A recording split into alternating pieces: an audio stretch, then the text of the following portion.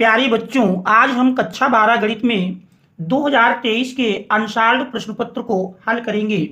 आज सेट 2 संकेतांक 324 ए वाई के प्रश्नों को हल करेंगे, जिसमें पहला प्रश्न दिया है कि निम्नलिखित सभी खंडों को हल कीजिए, सही विकल्प चुनकर अपनी उत्तर पुस्तिका में लिखिए।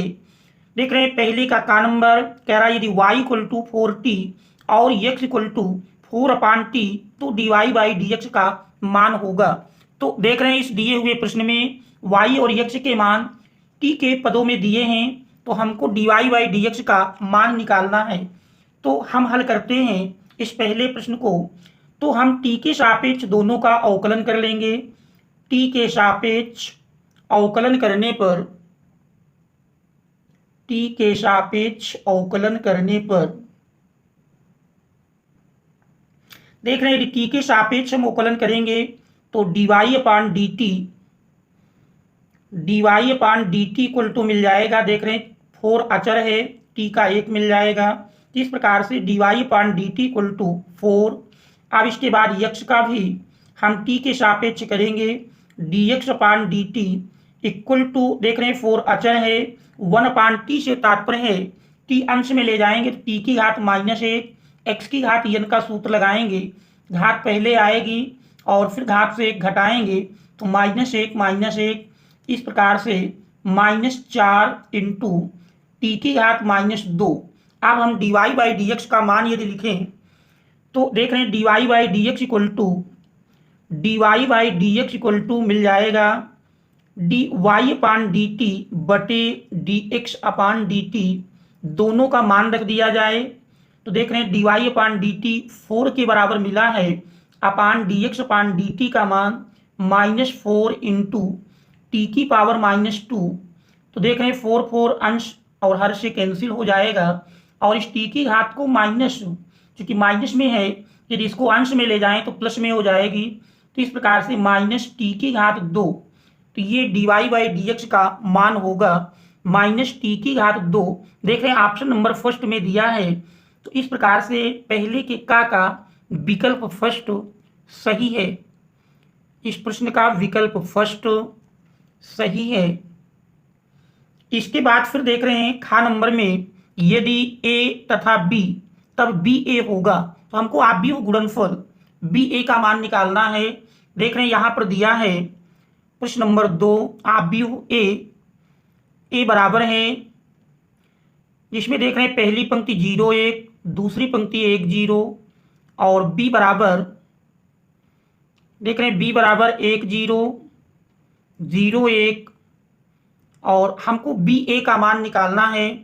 तो हम आप भी गुणनफल से b और a का मान यानी बी ए का गुणनफल निकालेंगे। बी ए इक्वल टू पहले देख रहे हैं b का मान लिख देंगे 1 0 0 1 और फिर a है 0 1 1 0। आप भी गुणनफल का रूल जानते हैं, पहले से हम पंक्ति लेकर चलेंगे और दूसरे में स्तंभ। तो इस प्रकार से गुणनफल 1 का गुणा 0 से होगा, 1 गुणे 0 प्लस 0 गुणे 1। इसके बाद इस पहली पंक्ति का दूसरे स्तंभ से करेंगे 1 गुणे 1 प्लस 0 गुणे 0। आप दूसरी पंक्ति में यही ठीक सेम प्रक्रिया करेंगे, 0 गुणे 0 प्लस 1 गुणे 1 और दूसरे स्तंभ में 0 गुणे 1 प्लस 1 गुणे 0 सरल कर लेंगे। तो देख रहे हैं सरल करने पर इसका जो मान मिल जाएगा 1 गुणे 0 0 प्लस 0 गुणे 1 0, फिर देख रहे हैं 0 गुणे 0 0 प्लस 1 गुणे 1 1 मिल जाएगा। 1 गुणे 1 देख रहे हैं 1 प्लस 0 गुणे 0 0 और 0 गुणे 1 0 प्लस 1 गुणे 0 0। आप यदि इसको सरल करें तो देख रहे हैं सरल करने पर 0 प्लस 0 0, 1 प्लस 0 1, 0 प्लस 1 1 और 0। इस प्रकार से 0 1 1 0 हम देखते हैं किस ऑप्शन में है। देख रहे हैं 4 विकल्पों में 0 1 0 1 और 1 0। देख रहे हैं चारों विकल्पों में 0 1 और 1 0 यदि देखा जाए तो यहाँ पर हम देख रहे हैं क्योंकि निगेटिव इसमें मिलेगा नहीं और दिए गए विकल्पों में देख रहे हैं इसमें भी -1 लिखा है और इसमें भी दोनों माइनस हैं, इसमें भी एक -1 है। तो कुल मिलाकर हमारा ये विकल्प होगा जिसमें विकल्प जो प्रिंट हैं वो गलत हैं। तो जो भी 0 1 1 0 जिस विकल्प में मिलेगा वही विकल्प हमारा सही हो जाएगा। इसके बाद देख रहे हैं गा नंबर में है, यदि स्टार लगा है अर्थात इस समय ये पाठ्यक्रम से बाहर कर दिया गया है, फिर भी यदि ज्ञात करना चाहें y = दिया है x = 0 पर अभिलंब का ढाल होगा अर्थात प्रवणता पूछ रहा है, तो इसका आप x की सापेक्ष अवकल गुणांक अर्थात dy/dx निकाल लेंगे और फिर उसमें x = 0 रख देंगे तो स्पर्श रेखा की प्रवणता आएगी और उसका व्युत्क्रम और निगेटिव चिन्ह दे देंगे तो जो मान प्राप्त होगा वो अभिलंब की प्रवणता हो जाएगी। इसके बाद फिर हम देखते हैं घ नंबर, देख रहे हैं घ नंबर में दिया है क्या इंटीग्रेशन लिमिट इसकी 1 से लेकर √3 दी है dx/1 + x² का मान होगा। तो देख रहे हैं प्रश्न नंबर 1 का घ, 1 के घ में दिया है प्रश्न नंबर 1 का घ,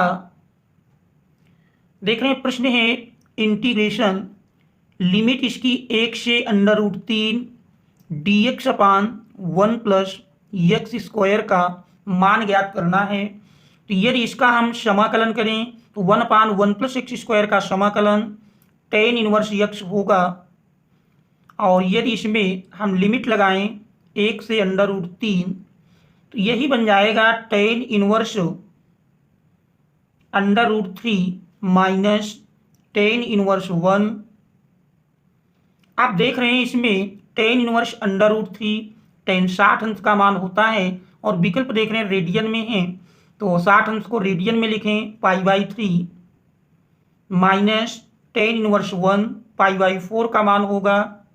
अब इसको लासा लेकर यदि हम सरल करें तो देख रहे हैं 4 3 का लासा 12 मिल जाएगा, 3 चौको 12 4 पाई माइनस 4 तेई 12 3 पाई, 4 पाई से 3 पाई घटाएंगे तो π/12 और देख रहे हैं π/12 विकल्प नंबर सेकंड में दिया है तो इस प्रकार से इस प्रश्न का विकल्प सेकंड सही है,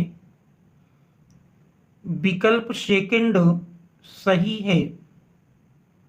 इसके बाद फिर देख रहे हैं अंगा नंबर में क्या मापांक फलन if such that r = r+ जहां f(x) = mod x फलन के द्वारा प्रदत्त है वह होगा।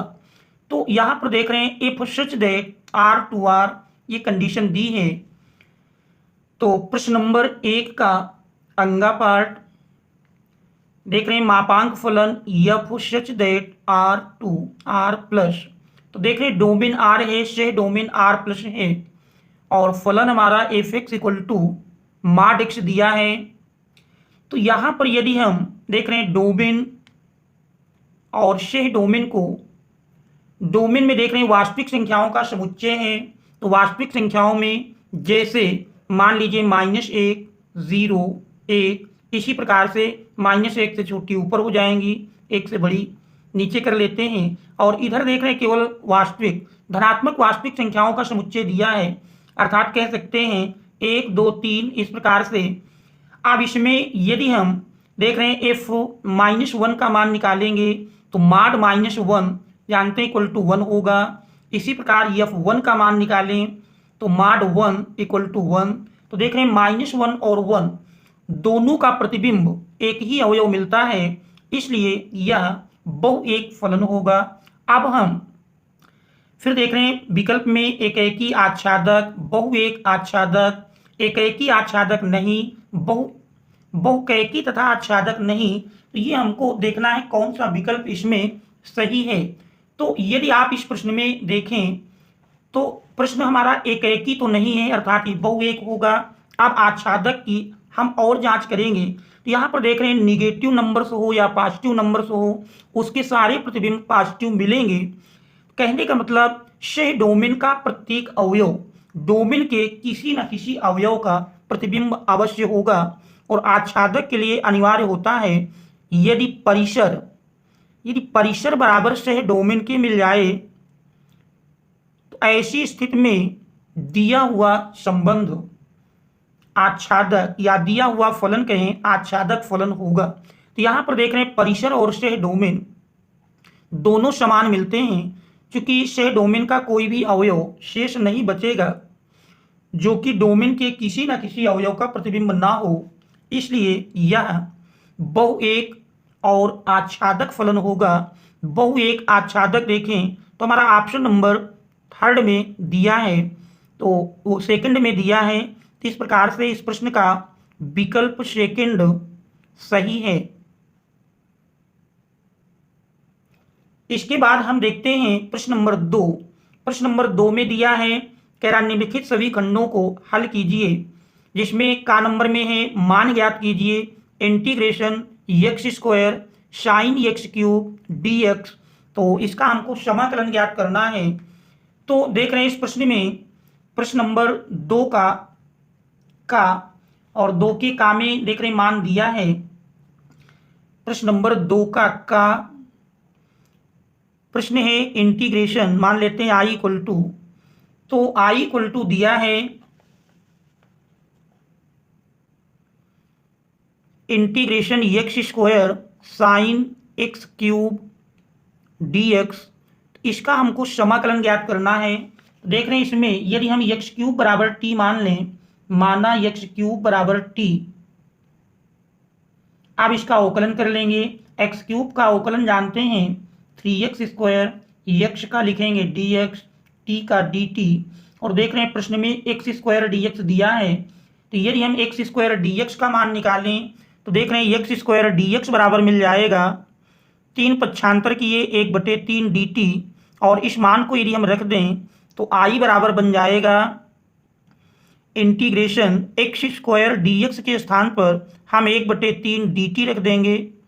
फिर देख रहे हैं साइन x क्यूब को हमने t माना था, तो साइन t dt के रूप में हो गया, और साइन t का समाकलन हम जानते हैं, साइन t का समाकलन माइनस कॉस टी, इस प्रकार से 1/3 minus cos T plus constant c जोड़ देंगे।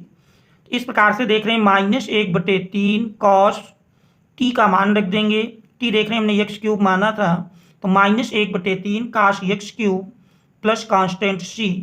तो ये इस दिए हुए प्रश्न का आंसर हो जाएगा। इसके बाद फिर देख रहे हैं दूसरे का खा नंबर दिया है। दूसरे के खा में देख रहे हैं प्रश्न है, कह रहा यदि सदिश 2i + j - ak तथा i + 4j + k परस्पर लंबवत हैं तो a का मान ज्ञात कीजिए। तो देख रहे हैं इस प्रश्न में प्रश्न नंबर 2 का खा, 2 के खा में दिया है, मान लेते हैं पहले सदिश को। पहला सदिश है 2i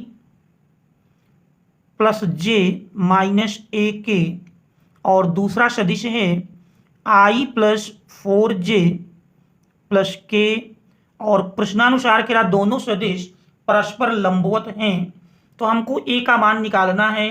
हम जानते हैं कि 2 सदिश परस्पर लंब होते हैं तो फिर उनका डॉट प्रोडक्ट 0 के बराबर होगा। चूंकि यदि दो सदिश लंब हैं तो फिर उनका डॉट प्रोडक्ट 0 के बराबर होगा। तो हम डॉट प्रोडक्ट को 0 के बराबर कर देंगे। 2i + j - ak dot i + 4j + k equal to 0। अब इसको हम सरल करेंगे। गुणन में जानते हैं i का गुणा i के साथ, j का गुणा j के साथ, और k का गुणा k के साथ होता है। फिर i डॉट i का मान 1 हो जाता है। इसी प्रकार j डॉट j और k डॉट k का मान भी 1 हो जाता है। तो गुणा करते हैं 2 × 1 = 2 प्लस 1 और 4 का गुणा करेंगे 4 मिल जाएगा, माइनस प्लस माइनस a और 1 का गुणा करेंगे a बराबर 0। तो 4 + 2 6 माइनस a बराबर 0। इस प्रकार से देख रहे हैं a बराबर 6, a का मान ही हमको ज्ञात करना था। इसके बाद हम देखते हैं दूसरे का गा नंबर। देख रहे हैं दूसरे के गा में क्या हल कीजिए dy by D X equal to x plus e की पावर यक्स अपान वाई, ये हमारा प्रश्न दिया है और इसको हमको हल करना है। तो देख रहे हैं प्रश्न नंबर 2 का गा, तो 2 के गा में दिया है प्रश्न नंबर 2 का गा। देख रहे हैं अवकल समीकरण है, अवकल समीकरण dy by D X equal to dy by D X equal to देख रहे हैं दिया है dy by D X equal to x plus e की पावर यक्स अपान वाई। अब इसको हमको हल करना है। तो सबसे पहले हम यक्स और वाई के पदों को अलग अलग साइड कर लेते हैं। तो यहाँ पर देख रहे हैं यदि वाई पक्षांतर करके हम लेफ्ट हैंड साइड में लाएं तो y D Y equal to और डी एक्स को राइट हैंड साइड में ले जाएं तो यक्स प्लस ई की पावर यक्स डी एक्स। अब हम दोनों ओर का समाकलन कर लेंगे। दोनों ओर का समाकलन करने पर दोनों ओर का समाकलन करने पर देखिए दोनों ओर का समाकलन करेंगे तो यही प्रश्न हमारा इस प्रकार से बन जाएगा integration Y D Y equal to integration x plus e की पावर यक्स डी एक्स। सरल करेंगे y का समाकलन वाई स्क्वायर बटे 2 बराबर यक्स का x square upon 2 plus e की पावर यक्स का जानते हैं ई की पावर यक्स ही होगा प्लस कांस्टेंट सी जोड़ देंगे तो यही दिए हुए प्रश्न का अभीष्ट आंसर मिल जाएगा। इसके बाद फिर देखते हैं अगला प्रश्न। देख रहे हैं अगले प्रश्न में दिया है हमारा अगला प्रश्न है, देख रहे हैं प्रश्न नंबर 2 का यदि घा पार्ट देखें तो 2 के घा में दिया है, देख रहे हैं प्रश्न नंबर 2 का घा है, कह रहा है यदि साइन इनवर्स 1/2 बराबर टेन इनवर्स यक्स तो यक्स का मान ज्ञात कीजिए। तो प्रश्न नंबर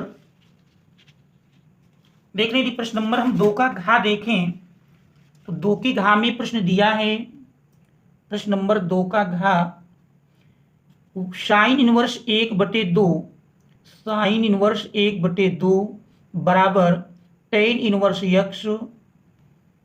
तो हमको यक्स का मान निकालना है।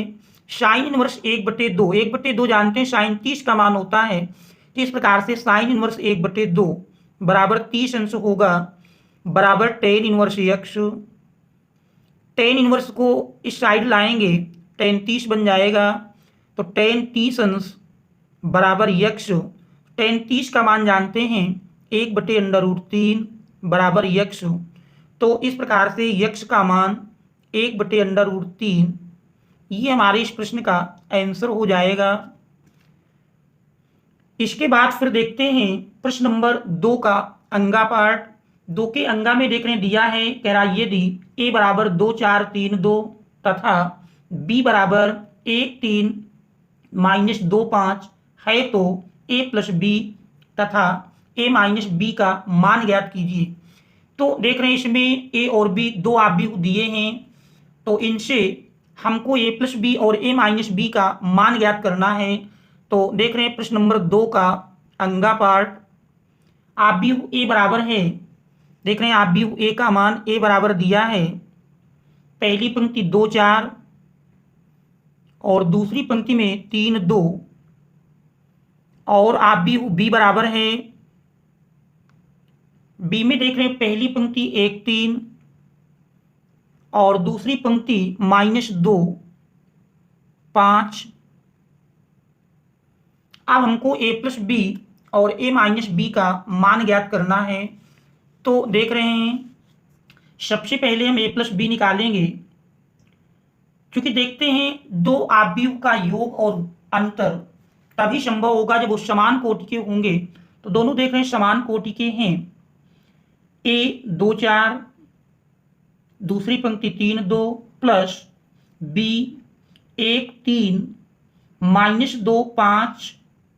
आप देख रहे हैं जोड़ने में संगत अवयवों को आपस में जोड़ लेंगे, 2 + 1 जोड़ेंगे 2 + 1 मिलकर के 3 मिल जाएगा, 4 + 3 जोड़ेंगे 4 3 7 और 3 माइनस 2, 3 से 2 घट गया, 1 बचेगा, और 2 + 5 बराबर 7। इस प्रकार से a + b का मान मिल जाएगा। अब हम a - b का मान निकालेंगे। a - b, पहले a का मान लिख देंगे 2 4 3 2 माइनस b 1 3 माइनस 2 5। अब देखिए a से b को घटाना है, तो घटाने में आप देख रहे हैं 2 से 1 घटाएंगे 1 मिल जाएगा, 4 से 3 घटाएंगे 1 मिल जाएगा, और 3 से -2 घटाएंगे, घटाने में माइनस माइनस प्लस हो जाएगा, तो 3 + 2 बराबर 5, और 2 से 5 घटाएंगे यानी 2 - 5 बराबर -3। तो ये a - b का मान होगा। तो इस प्रकार से a + b और a - b का मान मिल जाएगा। यही हमारे इस प्रश्न का आंसर होगा। इसके बाद फिर यदि देखें तो अगला प्रश्न है प्रश्न नंबर 3 का 3 की कामी के राशि सभी खंडों को हल कीजिए, जिसमें y = a cos theta + b sin theta. तो सिद्ध कीजिए d² y/d θ² = -y। ये हमको सिद्ध करना है। तो हम देखते हैं प्रश्न नंबर 3 का तो देख रहे हैं प्रश्न नंबर 3 के में प्रश्न 3 का दिया है y = a cos theta + b sin theta, और सिद्ध करना है d² y/d θ² = -y। ये हमको सिद्ध करके लाना है। तो देख रहे हैं इस प्रश्न में यदि हम थीटा के सापेक्ष अवकलन कर लें, थीटा के सापेक्ष अवकलन करने पर थीटा के सापेक्ष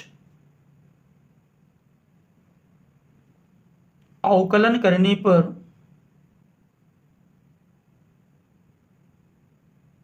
dy/d थीटा इक्वल टू, देख रहे हैं a अचर है cos थीटा का minus sin theta plus b अचर है और sin थीटा का अवकल गुणांक cos थीटा, और इसका पुनः एक बार थीटा के सापेक्ष और अवकलन कर लेंगे। पहले सरल करके लिख देते हैं। तो देख रहे हैं सरल करने पर -a sin theta plus b cos theta, पुनः थीटा के सापेक्ष अवकलन करने पर देख रहे हैं पुनः थीटा के सापेक्ष अवकलन करेंगे तो d² y/d θ² = -a, देख रहे हैं अचर है, sin थीटा का अवकल गुणांक cos थीटा प्लस b अचर है और cos थीटा का अवकल गुणांक -sin थीटा। तो इस प्रकार से माइनस यदि दोनों से हम कॉमन कर लें तो देख रहे हैं माइनस चिन्ह दोनों से कॉमन करने पर बन जाता है a cos theta plus b sin theta. देख रहे हैं यही हमारा प्रश्न में दिया था y = a cos theta plus b sin theta.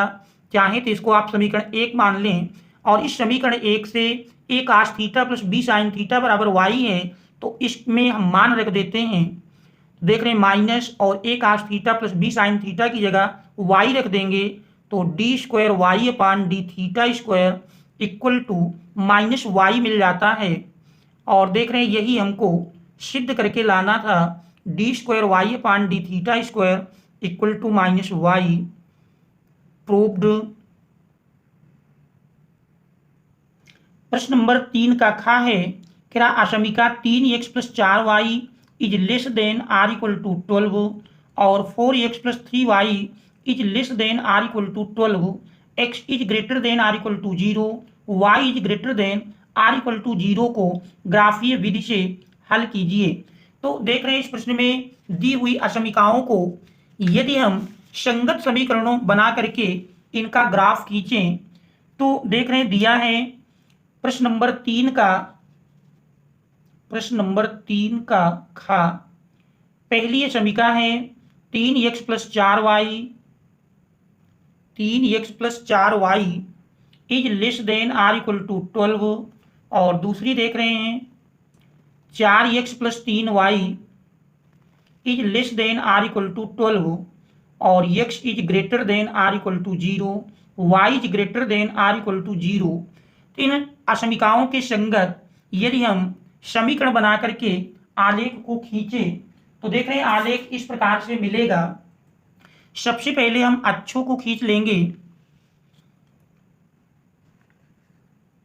देख रहे हैं इसमें पहले हम अक्ष को खींचते हैं।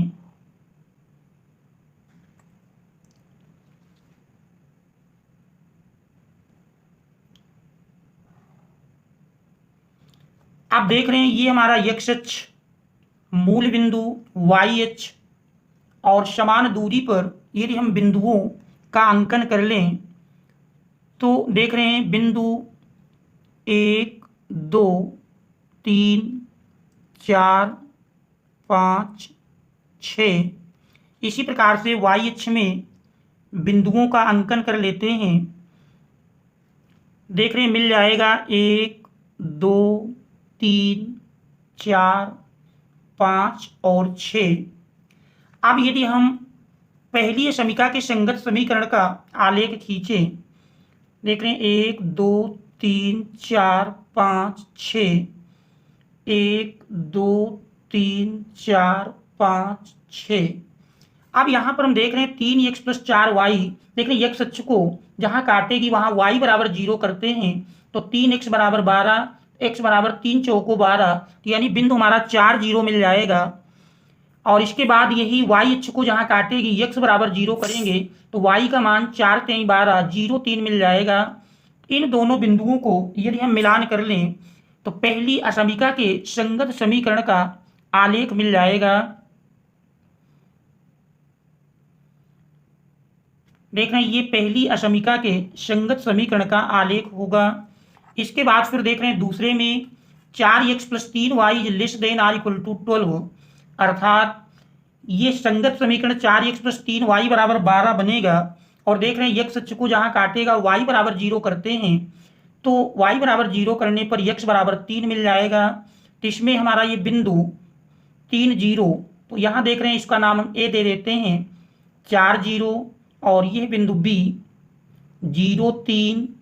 और अब दूसरे के लिए ये बिंदु मान लीजिए c है, इसका निर्देशांक 3 0। और फिर देख रहे हैं y अक्ष को जहाँ काटेगी x बराबर 0 करते हैं तो y बराबर 3 चौको 12 0 4 मिल जाएगा। 0 4 मान लीजिए बिंदु D है। अब इन दो बिंदुओं को मिलाएंगे तो दूसरी असमीका के संगत समीकरण का ग्राफ बन जाएगा। देख रहे हैं दूसरी असमीका के संगत समीकरण का ग्राफ होगा। पहले में आपने देखा पहला ग्राफ ये जो हमारा बना है 3x प्लस 4y बराबर 12 और जो दूसरा ग्राफ बना है 4x प्लस 3y बराबर 12। अब इनमें कह रहा दोनों समीकरणों का उभयनिष्ठ हल हमको ग्राफी विधि से निकालना है। तो देख रहे हैं यदि 0 0 मूल बिंदु रख करके हम जांच करें तो 0 प्लस 0 0 रखेंगे 0 मिल जाएगा जो कि 12 से छोटा है, संतुष्ट करता है। तो इसका अर्थ हुआ कि पहली जो रेखा खींची गई है 3x प्लस 4y बराबर 12, अर्थात ये जो AB रेखा मिली है AB को चूंकि ये मूल बिंदु संतुष्ट करता है तो इस रेखा के मूल बिंदु की ओर का भाग इसका उभयनिष्ठ क्षेत्र होगा। यदि इसको हम दर्शाएं तो देख रहे हैं ये पार्ट हमारा इस पहली रेखा के द्वारा मिलेगा, ये पार्ट आएगा।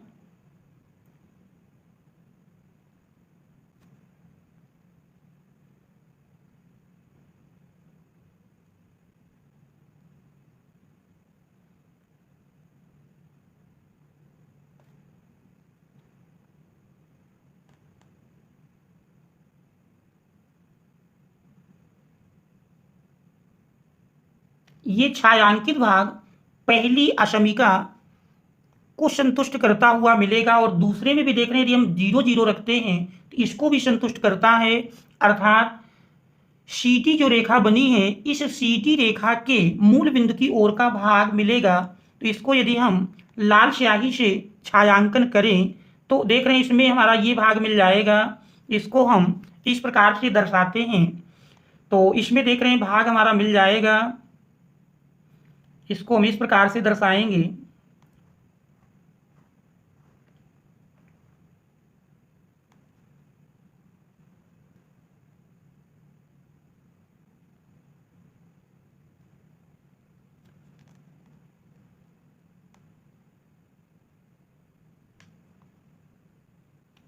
तो आप देख रहे हैं लाल और काली दोनों स्याही के द्वारा जो छायांकित भाग मिल जाता है वही इन दी हुई असमीकाओं का हल मिलेगा। और x is greater than or equal to 0, तो ये हमारा देख रहे हैं वाई एच, अर्थात ये पहले चतुर्थांश की ओर y is greater than or equal to 0। तो कुल मिलाकर ये पहले चतुर्थांश के अंतर्गत तो दोनों प्रकार की रेखाओं ने जिस बिंदु पर काट दिया है तो उभयनिष्ठ देख रहे हैं असमीकाओं का उभयनिष्ठ हल ओ सी, और इस बिंदु का नाम हम ई दे देते हैं। तो ओ सी ई और ए से घिरा हुआ भाग ही इन असमीकाओं का संगत हल होगा। ओ सी ई और ए से घिरा भाग या छायांकित भाग कहें असमीकाओं का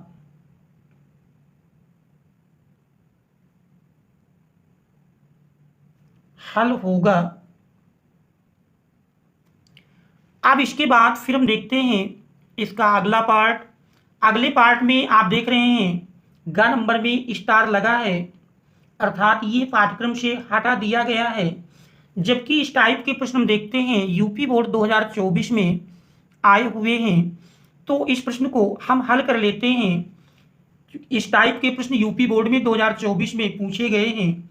तो प्रश्न नंबर 3 का ग देख रहे हैं सारणी दी है डेल्टा इक्वल टू पहली पंक्ति a plus b plus 2c और दूसरी पंक्ति में देख रहे हैं c b plus c plus 2a और तीसरा अवयव b है। फिर देख रहे हैं इसके बाद c a और c plus a plus 2b और सिद्ध करके इसमें 2a प्लस बी प्लस सी का होल क्यूब हमको लाना है। तो इसके लिए देख रहे हैं यदि हम R1 से R2 घटा दें, R1 माइनस R2 और फिर R2 से R3 को घटा दें तो यही सारणी इस प्रकार से बन जाएगी। देख रहे हैं डेल्टा इक्वल टू R1 से R2 घटाएंगे, a plus b plus 2c से c घट जाएगा तो मिल जाएगा a plus b plus C. फिर देख रहे हैं a से b plus c plus 2a घटाएंगे तो ये सभी निगेटिव हो जाएंगे, minus b minus c minus 2a plus a यानी minus a plus b plus c. b से b घटाने पर 0 मिल जाएगा। अब दूसरे से तीसरे घटाएंगे, c से c घटाने पर 0, b plus c plus 2a minus a अर्थात b plus c plus a। और फिर देख रहे हैं b से घटाएंगे तो सभी निगेटिव हो जाएंगे, निगेटिव कॉमन कर लेंगे a plus b plus c. और तीसरी पंक्ति देख रहे हैं सी प्लस ए प्लस 2b। आप देख रहे हैं पहली पंक्ति से इस पहली पंक्ति R1 से a plus b plus c और R2 से भी a प्लस बी प्लस सी उभयनिष्ठ मिल रहा है, तो इसको कॉमन कर लेते हैं। उभयनिष्ठ लेने पर देखिए उभयनिष्ठ यदि इनको आप उभयनिष्ठ ले लेंगे तो यही बन जाएगा a plus b plus c और दूसरी पंक्ति से भी a plus b plus c. Common करने के पश्चात देख रहे हैं शेष बचेगा 1 माइनस 1 0 0 1 माइनस 1 और सी प्लस ए प्लस 2b। आप देख रहे हैं यदि हम दूसरे स्तंभ में तीसरे स्तंभ को और जोड़ दें तो फिर देख रहे हैं ये एलिमेंट भी 0 हो जाएगा। तो C2 प्लस C1 की क्रिया कर लेते हैं तो देख रहे हैं इसका मान मिल जाएगा a प्लस बी प्लस सी, 2 बार है होल स्क्वायर बन जाएगा a प्लस बी प्लस सी का होल स्क्वायर इंटू आप देख रहे हैं C2 में C1 जोड़ेंगे, C1 पहले लिख लेते हैं, minus 1 plus 1 0 1 plus 0 1 a plus C. फिर देख रहे हैं 0 minus 1 C plus A plus 2b। अब हम R1 को लेकर प्रसार कर देंगे। R1 को लेकर प्रसार करने पर देखिए, प्रसार करेंगे तो a प्लस बी प्लस सी का होल स्क्वायर, और केवल ये पहले अवयव के संगत प्रसार होगा। शेष दो देख रहे हैं 0 है, तो 1 के संगत उपसारणिक में हमारे 4 अवयव मिलेंगे। 1 माइनस 1 a प्लस सी और c plus a plus 2b। सरल कर लेते हैं तो देख रहे हैं सरल करने पर a प्लस बी प्लस सी का होल स्क्वायर इंटू 1 का गुणा करेंगे तो c plus a plus 2b minus, और माइनस देख रहे हैं प्लस बन जाएगा a प्लस सी। इस प्रकार से a प्लस बी प्लस सी का होल स्क्वायर। देख रहे हैं c 2 बार है, a भी 2 बार है, b 2 बार है ही, तो 2a plus 2b plus 2c, और 2 यदि कॉमन कर लें तो 2 घात ये है, 1 घात यहाँ से मिल जाएगी, a प्लस बी प्लस सी का होल क्यूब। यही प्रश्न की राइट हैंड साइड है। इस प्रकार से ये हल हो जाएगी, प्रूव्ड। देख रहे हैं प्रश्न नंबर 3 का घ है, कह रहा यदि a तथा b दो व्युत्क्रमणीय आव्यूह कोटि n के हैं तो सिद्ध कीजिए a B inverse equal to B inverse A inverse. हमको सिद्ध करके लाना है a B inverse equal to B inverse A inverse. तो हम देखते हैं प्रश्न नंबर 3 का घ पार्ट। इसमें हमको प्रूफ करना है ए बी का inverse equal to B inverse A inverse. ये हमको सिद्ध करके लाना है। तो आव्यूह की परिभाषा से हम जानते हैं, यदि हम देखें आव्यूह में हमने पढ़ा है कि ए इनवर्स इक्वल टू आई होता है। क्योंकि हमको ए बी के पद में सिद्ध करना है, इसलिए यही हमारा बन जाएगा A B into A B inverse equal to I. अब इसके बाद हम दोनों ओर ए इनवर्स से पूर्व गुणन कर लेंगे। A inverse a B inverse equal to A inverse I. तो ए इनवर्स से पूर्व गुणन करने पर, यानी ए इनवर्स का हम पूर्व में गुणा करेंगे, पहले गुणा करेंगे, पूर्व में गुणन करने पर। अब इसके बाद देख रहे हैं ए inverse a B inverse equal to A inverse I equal to हम जानते हैं ए इनवर्स होता है। फिर देख रहे हैं ए inverse A equal to I B, A B inverse equal to A inverse. चूंकि यहाँ formula A inverse I equal to A inverse ही होता है, और इसमें देख रहे हैं ए inverse A equal to I, तो हमने ए इनवर्स ए की जगह आई रख दिया है। अब I b equal to b होता है, तो b A B inverse equal to A inverse, चूंकि I b equal to b. अब दोनों ओर हम बी इनवर्स से पूर्व गुणन पुनः करेंगे, तो b inverse b A B inverse equal to B inverse A inverse. यहाँ बी इनवर्स से पूर्व गुणन करने पर, बी इनवर्स से पूर्व गुणन करने पर देख रहे B inverse B equal to I मिल जाता है। तो इस प्रकार से इसका मान मिल जाएगा I into A B inverse equal to B inverse A inverse. अब देख रहे हैं आई का गुणन करने पर उसी संख्या के बराबर मिल जाता है, इसलिए ए बी का inverse equal to B inverse A inverse. यही हमको सिद्ध करना था,